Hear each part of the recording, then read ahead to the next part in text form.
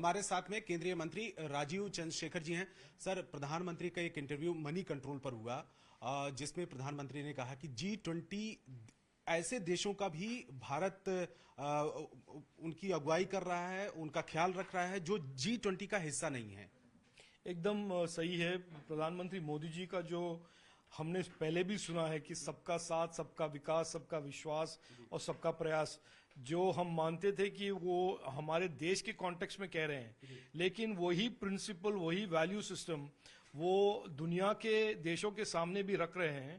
और जो global south के देश हैं, जिनके आवाज हमारे ग्लोबल स्टेजेस में ज़्यादा सुना नहीं जाता था या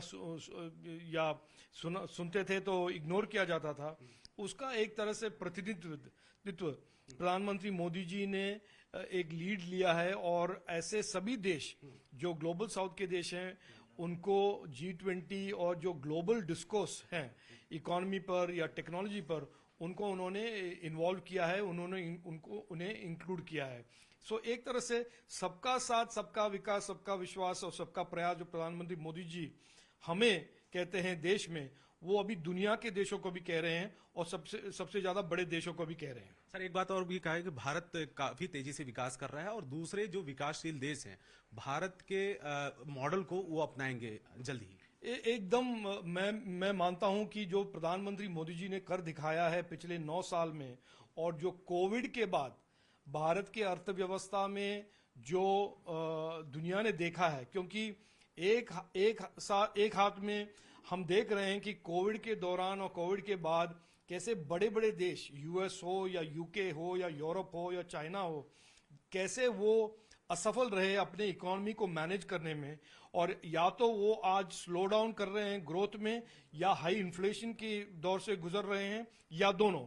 और दूसरे हाथ में जो प्रधानमंत्री मोदी जी ने बहुत स्टेडीली उन्होंने इकोनॉमिक मैनेजमेंट किया कोविड के दौरान, हमारे देश में आज सबसे ज्यादा तेजी से एक्सपैंड होने वाला अर्थव्यवस्था और इकोनॉमी, और सबसे कम इन्फ्लेशन। तो एक तरह से इंडिया बन गया है इस G20 प्रेसिडेंसी के दौरान एक केस स्टडी। और ये केस स्टडी है कि कैसे एक नेता सभी को मिलाकर इकोनॉमी को भी एक्सपैंड कर रहे हैं, नंबर 5 पे पहुंचा दिया है। वैक्सीन जैसे इश्यू को भी हम भारत में बनाकर दुनिया को हमने दिया है। और टेक्नोलॉजी के एरिया में कैसे हमने DPI, डिजिटल पब्लिक इंफ्रास्ट्रक्चर का एक फ्रेमवर्क बनाकर दुनिया के अवेयरनेस और मोर पर्टिकुलरली ग्लोबल साउथ को इस टेक्नोलॉजी के साथ जोड़ने का एक मौका प्रदान किया है। तो मैं मानता हूं कि यह बहुत ही एक लास्टिंग प्रेसिडेंसी, इस प्रेसिडेंसी का, भारत के प्रेसिडेंसी का बहुत ही एक इंडेलिबल और बहुत लास्टिंग इंप्रेशन होगा आने वाले सालों के जियोपॉलिटिक्स और इकोनॉमी पर, ग्लोबल इकोनॉमी पर। आखिरी सवाल सर, इन्फ्लेशन को कंट्रोल करने के लिए बहुत तेजी से काम चल रहा है और खास करके रक्षाबंधन में भी तोहफा दिया गया है।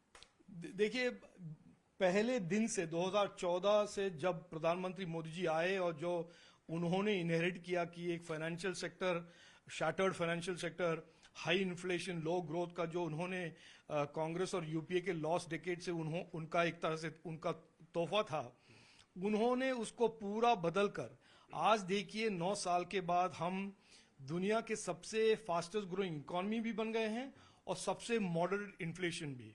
और उसको अगर आप कंपेयर करोगे बड़े बड़े देशों के इकोनॉमिक सिचुएशन को, आप देख सकेंगे कि बड़े देश, यूएस जैसे बड़े देश भी, चाइना जैसे बड़े देश भी, यूके जैसे बड़े देश भी आज भी हाई इन्फ्लेशन से डील कर रहे हैं और वो स्ट्रगल कर रहे हैं।